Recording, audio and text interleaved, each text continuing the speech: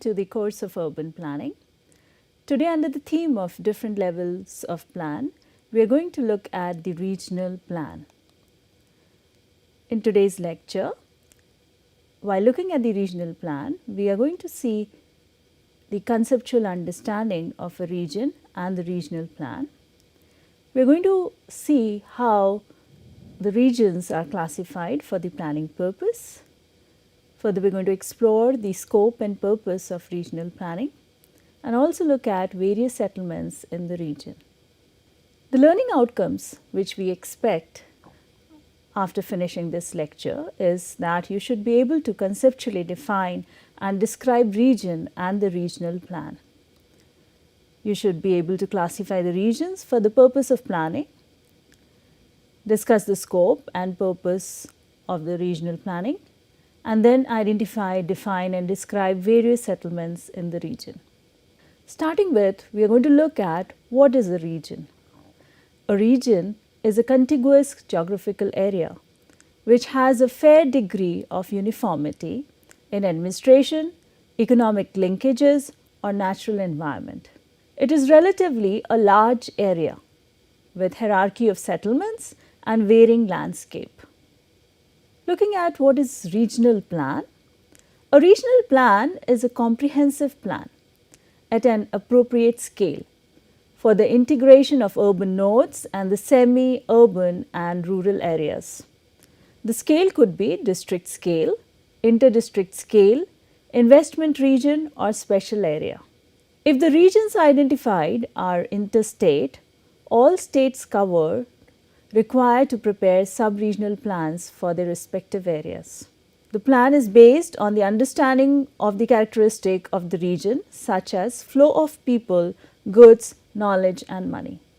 For the purpose of planning, the regions are classified under three heads as per the URDPFI guidelines. The first one is administrative region, second, investment region, third, special region. Administrative regions can be district regions or metropolitan regions as per the recommendation of the 73rd and 74th Constitutional Amendment Act.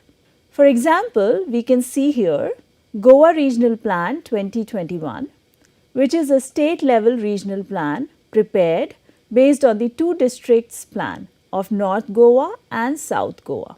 We are looking at the image of North Goa and South Goa extracted from the Goa Regional Plan document. Another example of the region we can see is the Integrated District Development Plan prepared at the district level by State of Kerala. We are looking at the image of Kollam district taken from Integrated District Development Plan of Kollam district, Kerala. Likewise, we can look at another example which is Mumbai Metropolitan Regional Plan prepared for 2016 to 2036, prepared by Mumbai Metropolitan Authority. The regional plan is prepared for the metropolitan area. So, what we see here is this regional plan is prepared for the metropolitan area compared to the previous one which was prepared for the district. Another region, planning region which we see is the investment region. It can be new investment, manufacturing zones, industrial and freight corridors, special investment regions. They could be identified under the national acts or policies. For example, in this image taken from the website of National Industrial Corridor Development Corporation Limited shows various industrial corridors identified for the regional planning. We see here Delhi Mumbai Industrial Corridor which runs from this place to here. Here we see Delhi Mumbai Industrial Corridor. Likewise, we see Amritsar to Kolkata, the industrial corridor. We further also see Chennai to Bangalore, industrial corridor. Further, we see East Coast Economic Corridor which has been planned from Vizag Chennai industrial corridor. Then we also see Bangalore to Mumbai industrial corridor. So, these kind of industrial corridors, again you see that they are passing through various states. So, therefore, they also become one kind of a region and regional plan is developed for them as well. We can see here regions identified for development include Delhi-Mumbai Industrial Corridor, which is also known as DMIC, Amritsar-Kolkata Industrial Corridor known as AKIC, Chennai-Bangalore Industrial Corridor known as CBIC, East Coast Economic Corridor ECEC, Bangalore-Mumbai Industrial Corridor BMIC. Now coming to the special regions. They are sensitive in terms of environment, socio-economic or political aspects.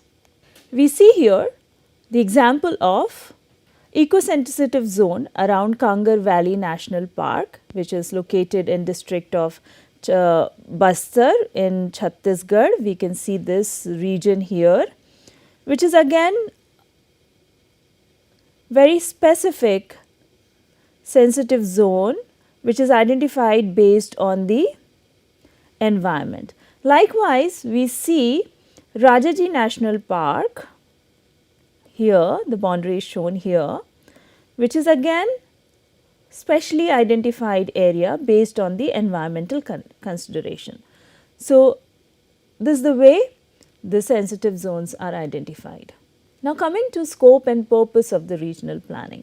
The core purpose of regional planning is to identify the region and regional resources for development of settlement plan, both for the urban and the rural area, to be prepared and regulated by District Planning Committee, which is also abbreviated as DPC. Regional planning in this country has evolved through years of post-independence. The most important regional planning are the district planning, metropolitan planning, watershed management and special area development. Considering the importance of regional planning at the district level and with the view to integrate the urban and regional development, the District Planning Committee and Metropolitan Planning Committee were created through 73rd and 74th Constitutional Amendment Act. It is argued that regional planning will lead to sustainability. The regional planning will allow efficient use of resources such as water, mineral, forest, land and culture. So, these resources will be used efficiently if we plan the region in a very comprehensive manner. It will offer opportunities for balanced and equitable spatial and economic development in all parts of the region. It is also argued that it will allow optimization of regional multimodal mobility and transit-oriented development, which is also abbreviated as TOD. Regional planning approach is also supported for the reasons that it is believed to alleviating urban poverty, minimizing urban sprawl, addressing migration, allowing efficient response and preparedness to disasters such as flood, landslide, subsidence, fire and earthquake. It also helps in minimizing the regional disparities. We now look at various settlements in the region.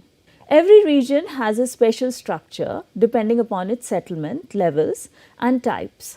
Some of the identified settlements types by the URDPFI guidelines are as follows: nodal center, counter magnets, satellite towns, priority towns, growth centers or points, peri-urban areas, urban agglomeration, outgrowth and spatial priority urban regions, which is also abbreviated as SPURs. Nodal center are the growth nodes around which there are active and intensive flow. Nodal center could be the highest in the order of the settlement in the region. They could be unipolar like metropolitan city, bipolar, twin cities or multipolar structure. Counter magnets are the potential and growing subnodal centers located out of the direct functional linked areas of the nodal center region.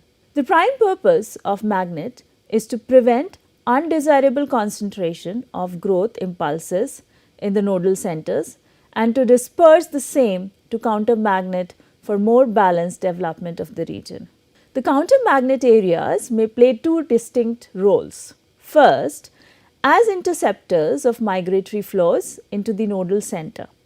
Second, as regional growth centers This would allow to achieve a balanced pattern of urbanization in the region over a period of time. For example, the NCR Planning Board. Under the NCR Planning Board Act 1985, Section 8 F, have selected the counter magnet outside the NCR based on its location, population and potential for growth in consultation with the state government. This was done to achieve the objective of the regional plan. There are currently 9 counter magnet areas identified to NCR. We can see Hisar and Ambala in Haryana, Bareilly and Kanpur in Uttar Pradesh, Kota and Jaipur in Rajasthan. We can see Patiala in Punjab, Gwalior in Madhya Pradesh and Dehradun in Uttarakhand. So, these magnets allow the diversion of population away from the NCR region. Now, we will look at the satellite towns. A satellite town is one which is located near or within reasonable distance, well connected by transportation route of the growth node or a metropolitan city. For example, we see Gurgaon and Noida linked with Delhi, Navi Mumbai and Vasai Virar linked with Mumbai, Salt Lake City and New Kolkata linked with Kolkata. The satellite towns are dependent on the growth node largely for employment. If developed well, satellite towns offer great scope for providing economic growth and employment for the benefit of the main city, provided they are efficiently connected through transportation. Next we see is priority towns. Priority towns are the potential towns for investment and development, identified on the basis of their inter-areal relationship with the regional nodal center. For the integrated development of the identified region, identification of the priority towns and planning for the development is desirable.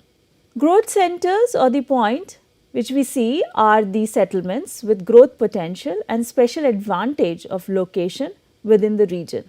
They can be classified as growth centers or growth point or service village in order of hierarchy from high to low while planning for settlement structure within the region. Now we look at peri-urban areas. Peri-urban areas are zones of transition from rural to urban land uses located between the outer limits of urban and regional centers and the rural environment. The boundaries of peri-urban areas are porous and transitory as urban development extends into rural, agriculture and industrial land.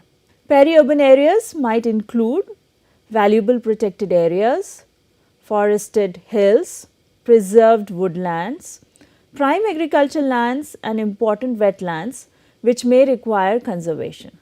Peri-urban areas, if planned properly, can provide essential life support service for the urban residents. Now we look at urban agglomeration. As per the census of India 2011, it defines an urban agglomeration as a continuous urban spread constituting a town and its adjoining outgrowths, or two or more physically contiguous towns together with or without outgrowths of such towns. An urban agglomeration must consist of at least a statutory town and its population, meaning all the constituents put together, should not be less than 20,000. In a varying local conditions, there were similar other combinations which have been treated as urban agglomeration, satisfying the basic condition of contiguity in the census. For example, Greater Mumbai urban agglomeration and likewise Delhi urban agglomeration. Now we look at outgrowth. Census 2011 defines outgrowth as a viable unit such as a village or a hamlet or an enumeration block made up of such village or hamlet and clearly identifiable in terms of its boundaries and locations. Some of the examples are railway colony, university campus, port area, military camps, which have come up near a statutory town outside its statutory limits, but within the revenue limits of a village or villages contiguous to the town. While determining the outgrowth of a town, it has been ensured that it possesses the urban feature in terms of infrastructure and amenities such as pakka roads, electricity, taps, drainage system for disposal of water waste, educational institution, post offices, medical facilities and banks, and physical contiguous with the core town of the urban agglomeration. For example, Central Railway Colony, Triveni near Triveni Nagar. Now we look at Spatial Priority Urban Region, SPURS. National Commission on Urbanization 1988 identified 49 spatial priority urban regions.